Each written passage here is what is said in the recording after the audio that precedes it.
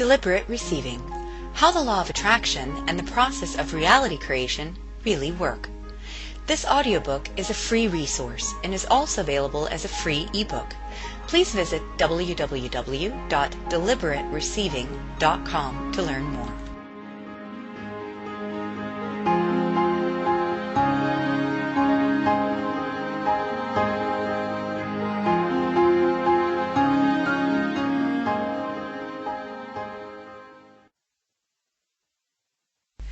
Introduction. These are exciting times we live in. More and more people are finding that they're frustrated, not really satisfied with their lives, no longer willing to put up with suffering, or just not being happy. Many are coming to the realization that there has to be more. If you're listening to this, you're probably one of them. And so, like many, you've begun searching for answers. You've probably heard about the law of attraction by now. You may have heard statements such as, "Your thoughts create your reality," and "You are the creator of your own reality." And even though you might have intuitively felt some truth in this, depending on where you're at in your life, those statements probably annoyed you. I mean, if you really create your own reality, then why is your life filled with a bunch of stuff you don't want? You may have been told that if you just think positive thoughts about the things you want, they'll eventually, magically appear in your life. Somehow. That probably didn't sit quite right with you either, so you continue to search. So why did I say that these are exciting times? The world is increasingly filled with frustrated individuals searching for answers. Once you understand the law of attraction, you'll see that this increased questioning is actually helping to create more answers. So more and more people are finding those answers and using them to take back their power, live deliberate lives, and find the happiness they truly deserve. It's my sincere hope and intention that you'll find your answers here. If not, keep searching, because once you do, everything begins to make more sense. The world opens up, life becomes good, you feel in control, and you begin to really, truly live. The truth is that you are the creator of your own reality, and your thoughts do have a lot to do with it. But there's so much more to this story. This recording has been created in order to clarify what the law of attraction is and help those who are searching for this information gain a deeper and more complete understanding of these principles. You don't have to understand the law of attraction in order to be using it. It's like the law of gravity that way. You can't help but be subject to it. So in that sense, you don't have to learn to use the law of attraction. It's going to happen whether you know what you're doing or not. But you can learn to understand the creation process, and by consciously being aware of it, begin to deliberately determine what kinds of experiences, and material goods, are showing up in your reality. The law of attraction, in a nutshell, states that like attracts like. But what does that mean exactly? In order to gain a deeper understanding of the law of attraction, we're going to need to lay some groundwork. Let's start at the beginning.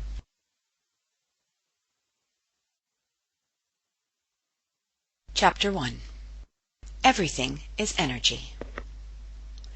Everything is energy. Everything. If you doubt that, look at any object, living thing, anything under a powerful microscope. We're all just atoms bumping around. Our brains are translators, allowing us to perceive the world around us as physical. So we can touch the chair, smell the coffee, taste the chocolate, see the ocean, and hear the birds singing. Everything is energy, and it's all vibrating at different frequencies. Our brains can translate some of these frequencies so that we can experience them as solid matter. Sound vibrates at different frequencies. Our human ears can pick up a certain range of those frequencies. Dogs can hear more of them. If a sound vibration is too high or too low, we can't hear it and aren't even aware of it unless there happens to be a dog next to us. Light vibrates at different frequencies too, or wavelengths.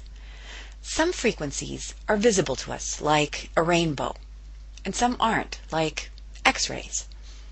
And while sound waves and light waves are easy for us to understand, it may be a little harder to grasp that the same thing applies to physical objects and even living things. But everything is energy.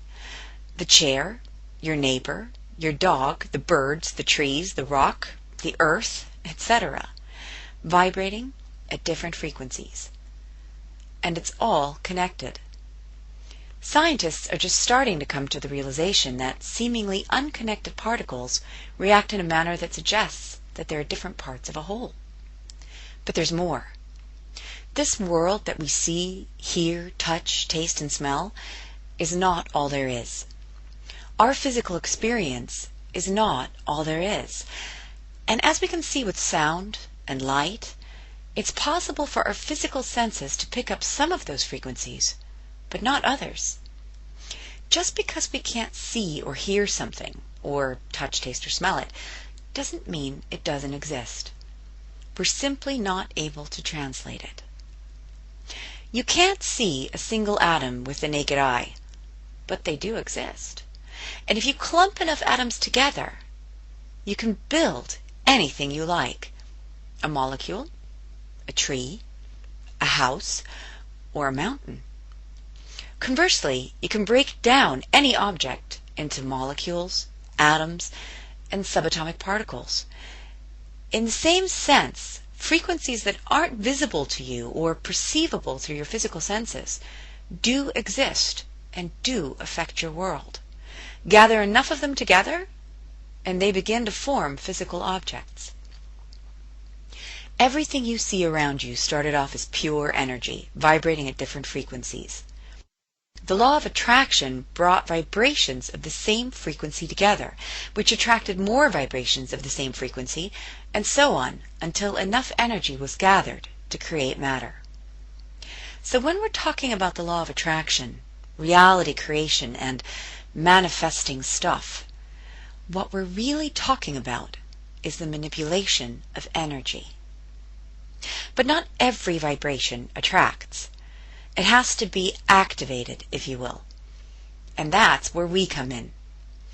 We're powerful creative beings who have the ability to activate any frequency we like.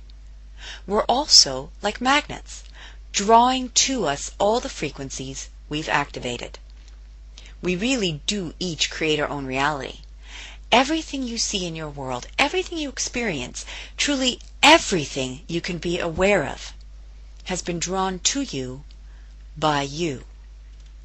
You have created your reality, all of it, by activating different vibrations. You see, you're creating all the time, every moment of every day. You can't help it. You're a lean, mean creating machine. But you don't know that you're doing it, much less how. The problem arises when you don't deliberately choose which vibrations and frequencies to activate. It's like being King Midas, but not realizing that your touch turns everything to gold, and then wondering where the heck all that gold came from. You have immense power. It's about time you remembered how to use it. Chapter 2. How we create reality.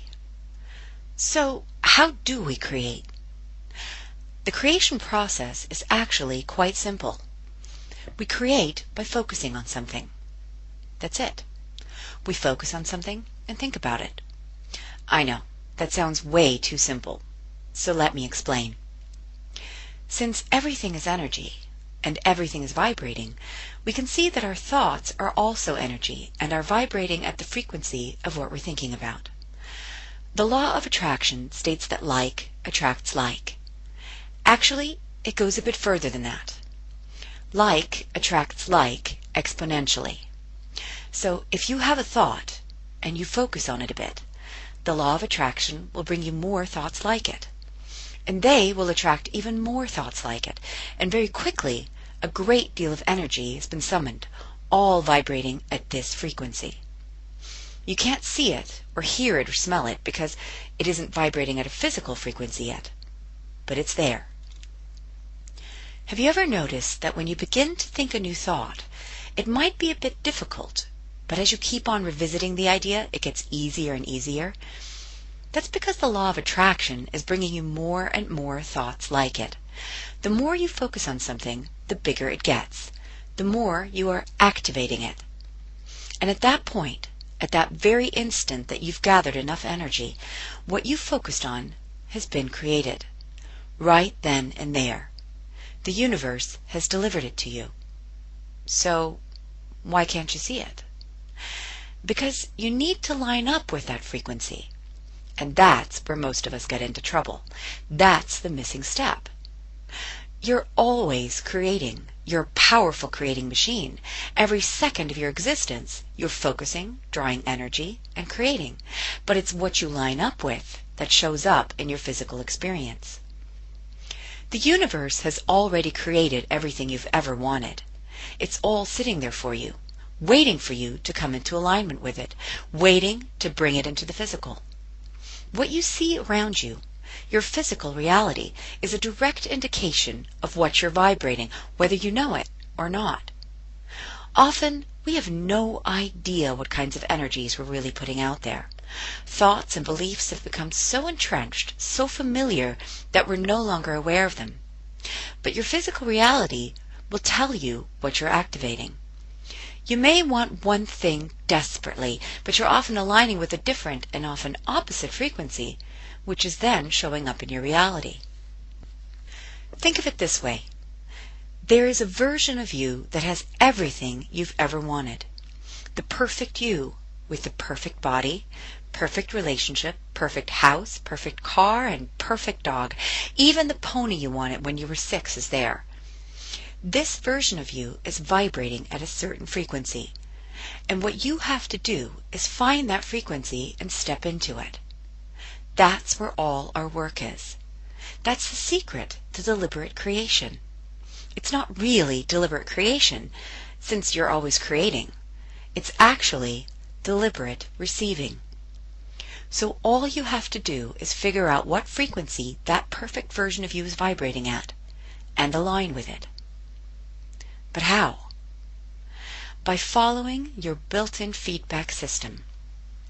Our bodies have quite a few such systems in place to help guide us away from experiences that are not beneficial to us and towards experiences which will serve us better. The nerve endings in your fingertips, for example, will send feedback in the form of pain if you stick your hand in hot water. The feedback system is telling you, don't do that. It's not good for you. This feedback system will activate the second you stick your hand in hot water, and will continue to get louder or more painful as long as your hand stays in the hot water. If you listen to the feedback and pull your hand out of the water at the first indication of pain, you can avoid doing serious damage. Maybe your skin is a little red. But if you ignore the pain until it becomes unbearable, you risk getting a severe burn. This is just one physical feedback system that begins to work the second you're born. You have many, many more. Hunger and thirst, for example. The need for rest is another, and so on. But you also have a vibrational feedback system. This system will tell you how beneficial the frequencies you're aligning with are. In other words, how close or far away you are from that perfect you who has everything you've ever wanted. This system gives you feedback in the form of emotions. It's quite simple, really. So simple that most people don't believe it at first.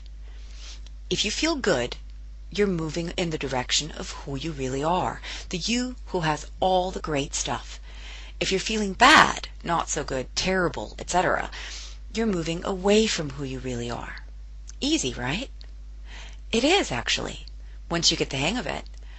But as with all really useful skills, it does take a little practice to learn. Because there's a problem. Most of us have gotten quite used to not feeling good. Some of us may have never felt truly good, or we've been taught that feeling good is bad in some way. The belief that suffering is somehow virtuous is widespread in our present world, for example, and so we often ignore the first indications of feedback. If you take a frog and drop him in hot boiling water, his feedback system will tell him to jump out so he doesn't die, and he'll pay attention. But if you take a frog and put him in cold water and then gradually heat up that water to boiling, the frog doesn't jump out.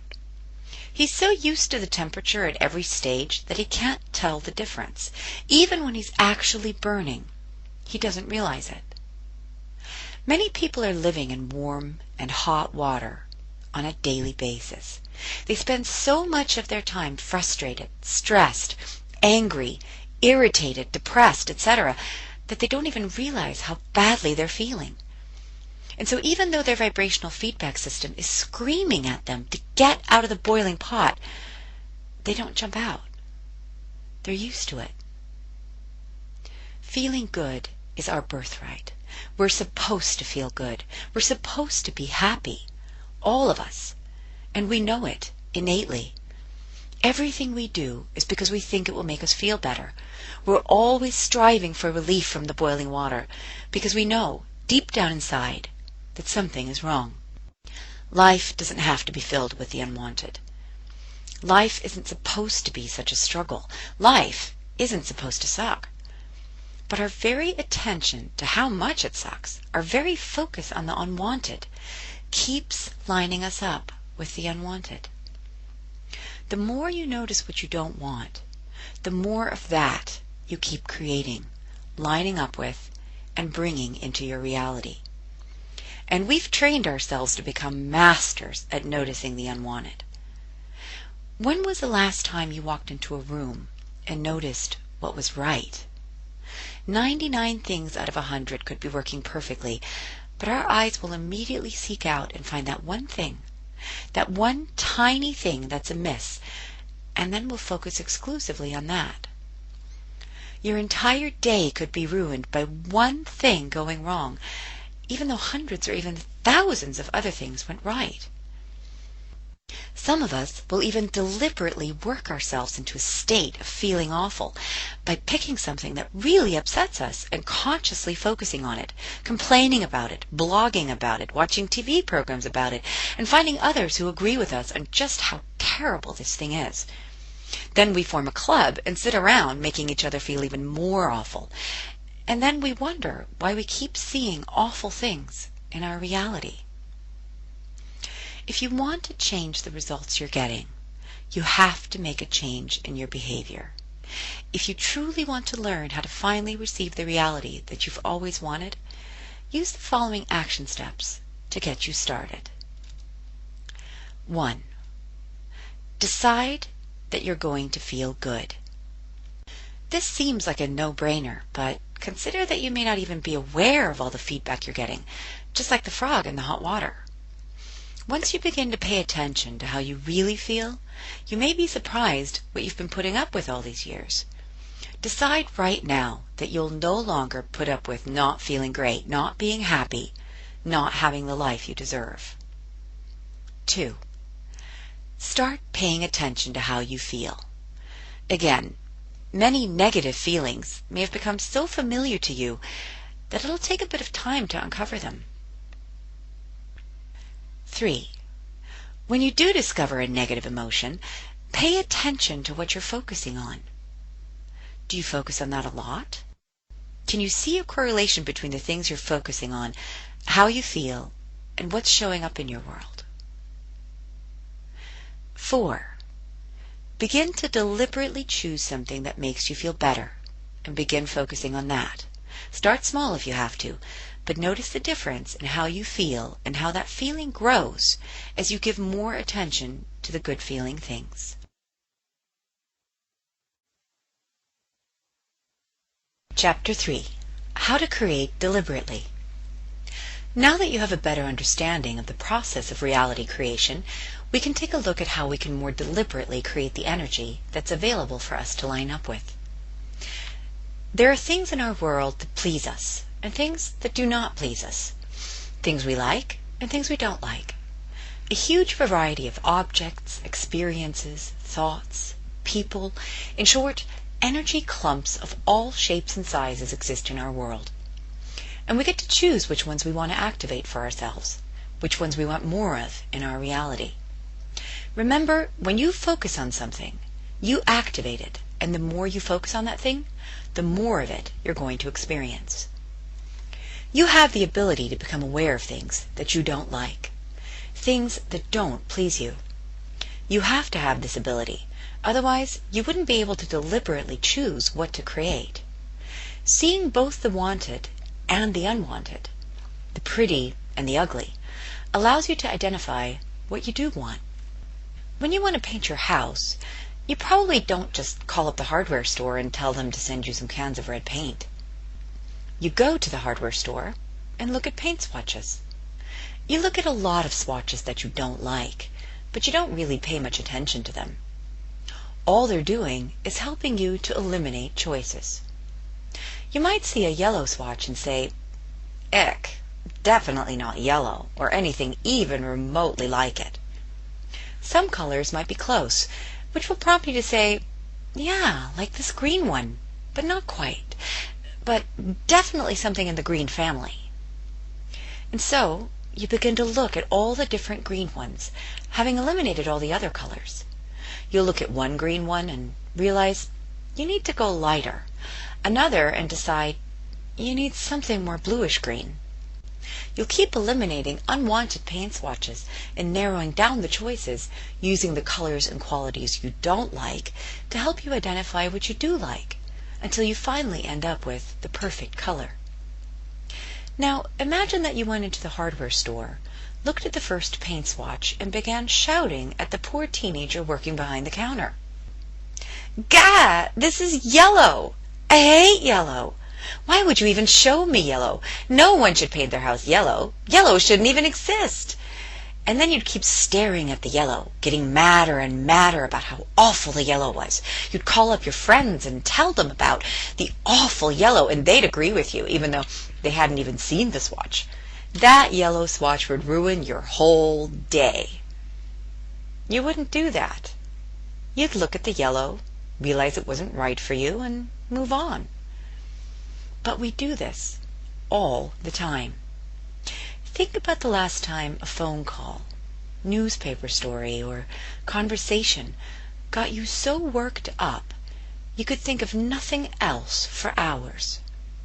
All you were doing was focusing on the thing you didn't want instead of using it to help you identify what you did want. You were focusing on that yellow paint swatch. The key is to use those things that you don't like to help you to narrow down and identify the specifics of what you do like. There are many, many things in your environment. Some will be absolutely perfect for you, and many will not. Every time you see something you don't like, focus on it briefly, just long enough to help you figure out what exactly it is about that thing you don't like and what you would like instead. I don't like how in your face the prime colors are. I definitely want a pastel. Or focus on it just long enough to identify that you don't want that. I don't want to paint my house yellow. I'm not sure what I do want, but definitely not yellow. Let's say you received bad service in a restaurant.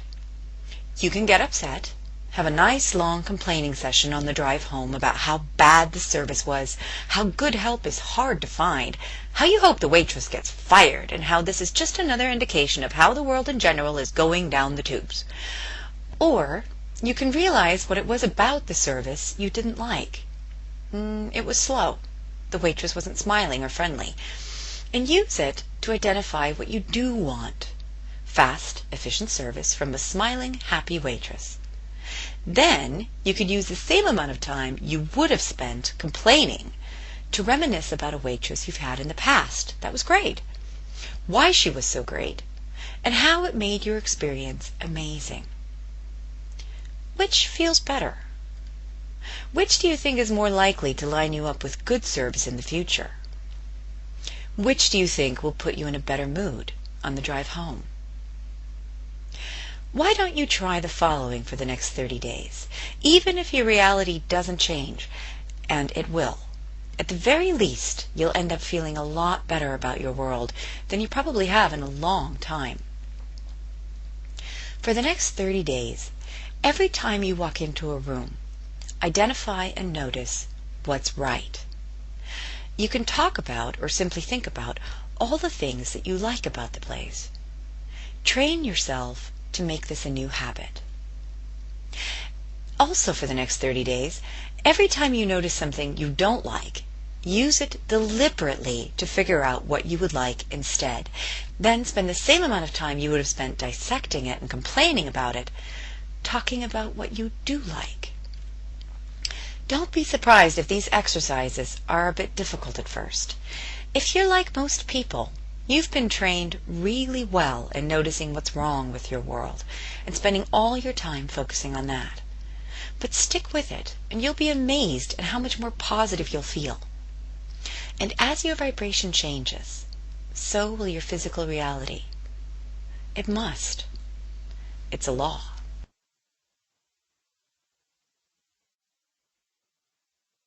Chapter 4. How to receive deliberately. If you're practicing the exercises in Chapter 3, focusing on what you do want instead of what you don't want, you're already halfway to deliberately receiving the things you want. Because as you focus the majority of your attention on what you actually want, not only do you give more creative power to those things, but you're also lining up with them. In Chapter 2, we talked about your vibrational feedback system, your emotions. I explained how negative emotions are an indicator that you're moving away from the things you want, whereas positive emotions mean that you're moving towards them. As you practice focusing on things that make you feel better, and therefore actually do feel better, you will naturally be moving closer to those things that you do want. But when do they actually show up? In order to manifest something into the physical, in order to deliberately receive it, you must find the frequency of that thing and then step into it. To find the frequency, focus on those aspects of the thing you want to manifest that feel good on a consistent basis, instead of focusing on the parts you don't like. The better you feel about that subject, the closer you are to the frequency you're looking for. For example, let's say you want a new car. What are your consistent thoughts about the car? What do you spend your time focusing on? Do you think about how great the new car will be? Or are you more aware of the fact that you don't have a new car and how crappy your old car is? Are you filled with joy every time you see someone driving a new car? Or do you feel pangs of jealousy? Why did they have a new car when I don't? Do you look forward to having that new car? Or are you concerned that you might not be able to afford it? What aspects of the new car are you spending your energy on? And how does that feel? When you think thoughts about the car that feel truly good, you're finding the frequency of the new car. The more joyful you feel when you think about a subject, the clearer you're tuning into that frequency. And once you've found that frequency, all you have to do to receive it is to step into it. In order to align with or step into a frequency, you'll need to do two things. First, you must spend more time and energy on that frequency than you do on its opposite. If you deliberately begin to train your thoughts toward good feeling thoughts about the car and spend more time on these thoughts than you do thinking bad feeling thoughts, you begin to tip the balance, which will shift you into that frequency. The dominant frequency is always the one that manifests. So if you're sending out vibrations that will bring you the car, I love my new car, as well as vibrations that will keep the car away, I hate my crappy old car, whatever vibration is most dominant within you will win. You must give more attention to the vibration of what you want than what you don't want. Second, you need to feel as though what you want is already part of your experience. When something seems like a big deal, like the manifestation of it would be a huge shift in your life, the physical manifestation of it is usually still far away. But when it seems like the next logical step, like receiving it as the most natural thing in the world, it just shows up. Have you ever noticed that when you're single, the partners you're looking for are nowhere to be found, But the second you get into a relationship, suddenly lots of eligible hotties appear. Where have they been all this time? As long as you were focused on how single you weren't a vibrational match to the hotties. But as soon as you found a way to let one in and relaxed, as soon as you began offering a vibration of, I have someone, lots of someone started to appear. You became a vibrational match to other potential partners. You have to become a vibrational match to whatever it is you're looking to manifest. You do this by feeling as though you already have it. Notice, I didn't say that you merely have to act like or think that you already have it. You have to feel it. What you're essentially doing is reverse engineering your vibrational feedback system. If you already have the new car, your feedback system would respond with a matching feeling. But if you respond with a matching feeling, the law of attraction has to bring you the car. If you watch children at play, they're incredibly good at using their imaginations. They don't just sort of pretend to be a space alien, cowboy, or fireman. They really get into it. They feel what it's like. They experience the emotions, the highs, the lows, the excitement of it. This ability to pretend, to really experience something, even if it isn't currently in our physical reality, is an innate ability of ours and a crucial part of our power to create. Children do it easily, until we train them out of it by telling them to snap out of it and pay attention to reality. But you can train yourself to pretend like a child again. You can remember this ability of yours and really get into the feeling place of having what it is you want. This isn't just visualization. This is getting into your old car and smelling that new car smell, feeling the gear shift smoothly as your tires easily handle a windy mountain road, and hearing the roar of the powerful new engine. This is being so immersed in your fantasy of driving the new car that you don't even notice the old one anymore. This is playing pretend on steroids. Have fun with this. Life is supposed to be fun. Play more. Play pretend. Make it your mission to have as much fun with everything as you possibly can. Think about it. Even if your physical reality would not shift, and again, it must, wouldn't the added fun you're having be worth it alone? What have you got to lose? Go and play. Make everything into a game. Play until people around you are wondering what the heck you're always so happy about, and why things are suddenly, easily, effortlessly, always working out for you. Chapter 5. The Time Buffer. As you practice deliberately manifesting your reality, there will inevitably come a time when you think, I'm doing everything right. Where's my stuff already? As humans, we're eager to experience all that this physical reality has to offer. So eager, in fact, that we often just can't wait for our next adventure. We get impatient. We want it all now. But would that really be such a great idea? What if everything you activated manifested immediately? Could you handle it all hitting you at the same time? Remember that you manifest everything you focus on. Are you disciplined enough in your focus to block out all unwanted thoughts? If you're human and alive, the answer is no, you're not. None of us are. But that's okay. We don't have to be. There's a provision in the system, a safety net. It's called time. A time buffer exists for several reasons, all of them desirable. First, we have a chance to notice what we're focusing on by receiving messages from our feedback system. We can pay attention to how we feel and make adjustments well before what we've activated manifests. We can refine our vibration, figure out what we don't want and what we really do want, and focus more and more specifically on our goals. This way, as long as we're deliberate, we don't have to manifest things that we don't want, even if we're not the most disciplined focusers in the world. Second, Having a time buffer gives the universe a chance to bring together all the perfect components to manifest our desires in the perfect way. Every time you focus on something sufficiently to create enough momentum, huge amounts of energy are lined up in order to bring that thing to you in the physical. This happens whether you line up with it or not. And that energy is then ready for you to receive. But the law of attraction doesn't just drop a brand new Ferrari with $1 million in cash on the driver's seat into your driveway one morning. It brings you an impulse to go speak to a certain person, to make a phone call, or walk down a street, which leads to a chance encounter, which leads to a Ferrari.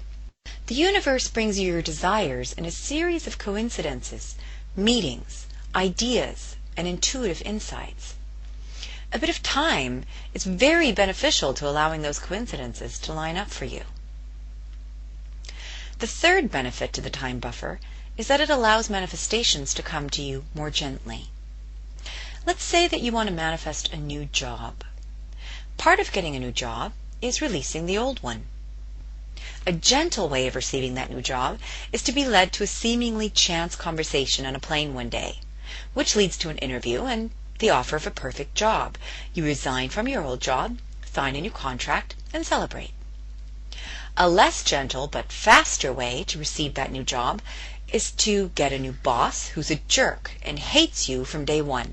He fires you from your old job, but providing you don't let fear take over and that you keep on focusing on the new job, you get a call from a headhunter 2 weeks later, which leads you to signing a new contract. Which option seems like the preferable one? Which do you think would allow you to keep focusing on the positive instead of getting afraid and focusing on the lack of a job? If you want to deliberately receive more, you'll have to find a way to make peace with your impatience. When you get impatient, you're actually focusing on the fact that you don't yet have what you want. When you ask, "Where is it already?" your vibration is saying, "It's not here." And so you're actually keeping yourself from what you want. You're sending out a frequency that's the opposite of what you want. And remember, it's always the dominant frequency which manifests. So a few seconds of impatience here and there will do little damage, providing you're spending more time on focusing on good feeling thoughts. Notice that impatience does not feel good. But constantly complaining about how whatever it is that you want isn't here yet will block you from lining up with its frequency. Here's a great method to help you overcome impatience. Because of the time buffer, what you see around you, the physical reality you've created, is in response to yesterday's vibration. What you sent out yesterday came back to you today. What you send out today will come back to you tomorrow. The time buffer ensures that you don't manifest instantly, so don't expect to. If you're continuously looking for evidence of your manifestations, where is it? You can't receive them. You're just pushing them away. If, on the other hand, you accept that today's vibration isn't going to manifest until tomorrow, you stop looking for evidence today. You can focus on playing with the new vibration, having fun with it. And when it feels absolutely natural to you, when it can't help but come into the physical, go and focus on the next manifestation.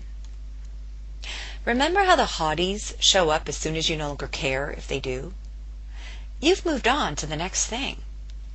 Once you're in the place where you truly feel as though you already have what you want, keep yourself from checking if it's really here and therefore messing up the vibration by focusing on the next thing and playing with that. You've activated the vibration of what you want. All you really have to do now is get out of the way. And the easiest way to do that is to think about something else. The next time you find yourself getting impatient, remember that everything is brought to you in perfect time. The universe is always responding to your vibration. It must. It's the law of attraction, and it will respond to your dominant vibration every time.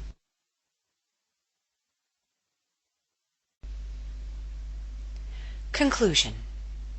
You now have the tools you need to deliberately receive your reality. You truly can manifest anything you want. providing you follow the steps outlined in this recording. Let's review the 7-step formula for deliberate manifestation.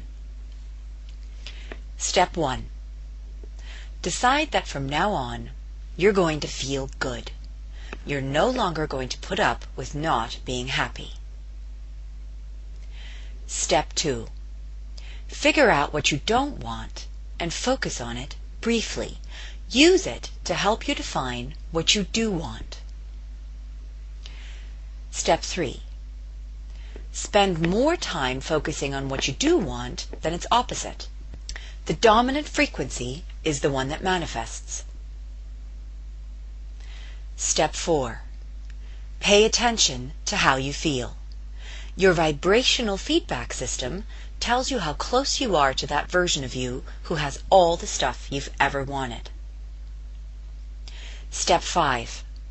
Deliberately choose thoughts that feel better. Deliberately notice what's right. Step 6.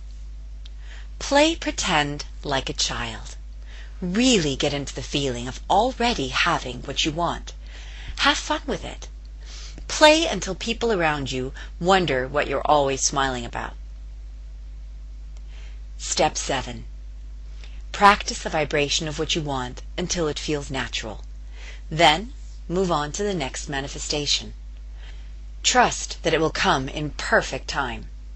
Coincidences, ideas, and your intuition will guide you to it. Once you understand how to deliberately manifest your reality, how to deliberately receive everything in your physical environment, you begin to take back your power. We tend to give away all of our control, merely reacting to what's happening around us as if we had no part in it. That person made me angry. That woman hurt my feelings. There's nothing I can do about this situation. These are all powerless statements.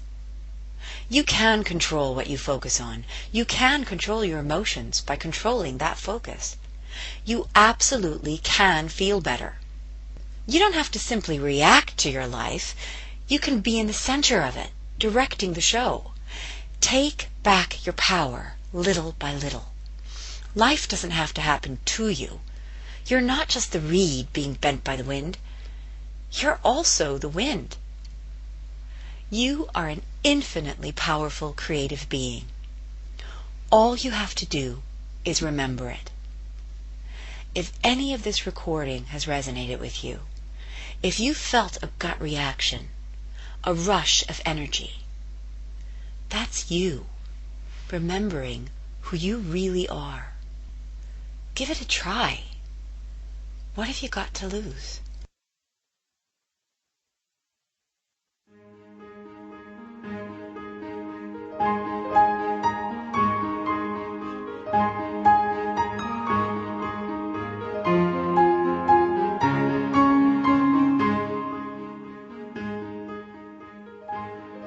This has been a recording of the ebook Deliberate Receiving: How the Law of Attraction and Reality Creation Process Really Work by Melody Fletscher.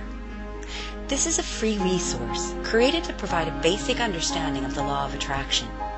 If you received a copy of this recording from a friend, please be advised that a written version of the book is also available for free on my website. If you enjoyed this book and would like to learn more about the law of attraction, take advantage of more free resources, ask a question, or send feedback, please visit me at www.deliberatereceiving.com.